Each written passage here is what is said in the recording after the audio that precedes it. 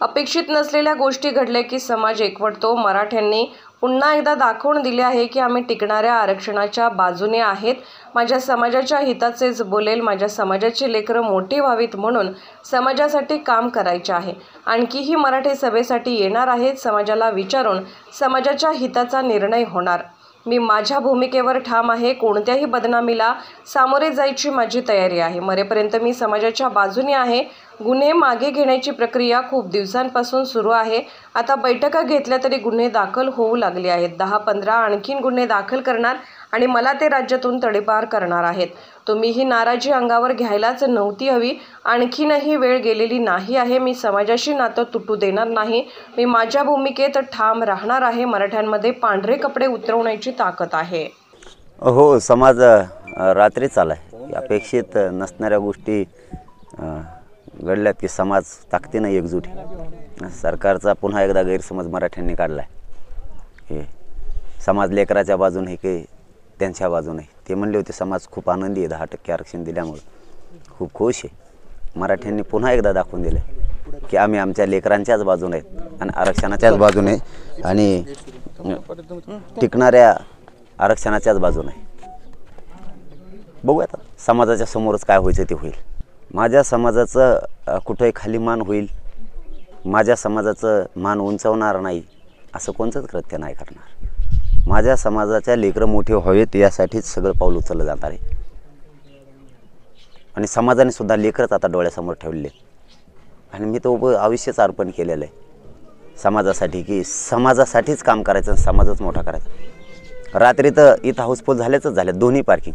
तिकडची पण 200-250 एकरची लॉक झाली, इथली 300 एकरची सगळी लॉक झाली. आणि 12 वाजेपर्यंत आणखीनही मराठी येणार आहेत. 12-1 वाजेपर्यंत मराठी येताना जरी 11चा टाईम असला तरी 12 वाजेपर्यंत तसे फोन यायले की आम्हाला इथपर्यंत थांबा, आमच्या खूप गाड्या पाठीमागे आहेत. आणखी निर्णय योग्य होईल आणि समाजाच्या हिताचा होईल. समाजाच्या समक्ष काय असेल ते समाजाच्या हिताचा निर्णय होणार. समाज माझा मालक आहे, मी समाजाचा मालक नाही आहे. पण मी माझ्या भूमिकेवर ठाम आहे. समाजाला आणि समाजाच्या लेकराला आयुष्याचं मिळवून दिल्याशिवाय मी हटत नाही. कोणत्या बदनामीला सरकारच्या सामोरं जायची माझी तयारी, कोणत्याही जेलला जायची तयारी. आणि किती खोटे गुन्हे गृहमंत्री साहेबांनी केले रासरोज सुरू आहेत. रोज कालही झालेत, परवाही झालेत आणि थांबवले जातील असं म्हणलं जायचं. मी माझ्या समाजाच्या बाजूने आणि मरेपर्यंत राहणारे. कसे मराठ्यांचे पोरं मोठे होत नाहीत आणि करत नाहीत तेच मी बघणार. नाही ती प्रक्रिया लय दिसायची. भेट झाली, फोन झाला, बैठक झाली की ते प्रक्रिया सुरू होऊन लगेच मागं घेण्यात येणार आहेत. हे रोजचं चालू आहे. हे आजचं नाही, आम्हाला पाठ झालं ते. आता ते पाठ झालं आहे. आता आचारसंहिता आहे. आदर्श आचारसंहितेला आम्ही मानतो.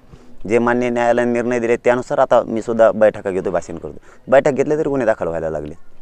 त्यामुळं काय अडचण नाही आहे. नंतर म्हणजे आधी तुम्हाला 5-50 हजार गुन्हे दाखल करायचे आहेत का? आता एक विषय मात्र निघाला, कारण ते मला पक्की माहिती होती. त्याबद्दल त्यांनी गृहमंत्री साहेबांनी स्वतः स्पष्टीकरण दिले की ते माझ्यावरती खात्रीलायक माहिती होती आयोजकाच्या अधिकाऱ्याची की 10-15 गुन्हे दाखल करणार. ते आणखीन माझ्यावरती 8-9 झालेत आणि तडीपार करणार राज्यातून.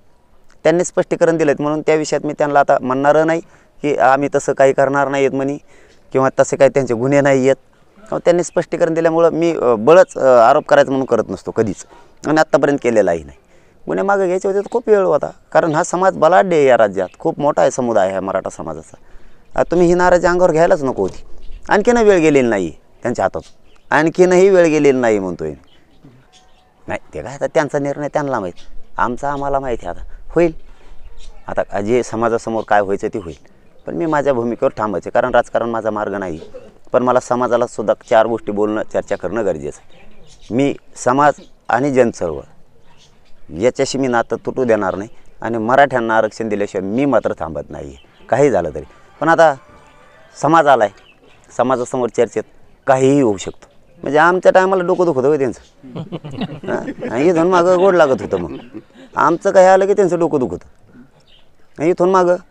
तुम्हाला आता भीती आहे ना XYZ मताच्या, मराठ्यांच्या मताची भीती कधी आहे? भ्यायचं नाही का त्यांच्या मताला? एवढा मोठा समुदाय असून. आणि मराठ्यांनी बी किती दिवस आता पांढरे कपडे घालून त्यात यांना एखाद बार घालून काळे. आमच्या कपड्यावर छान दिसतो आम्ही.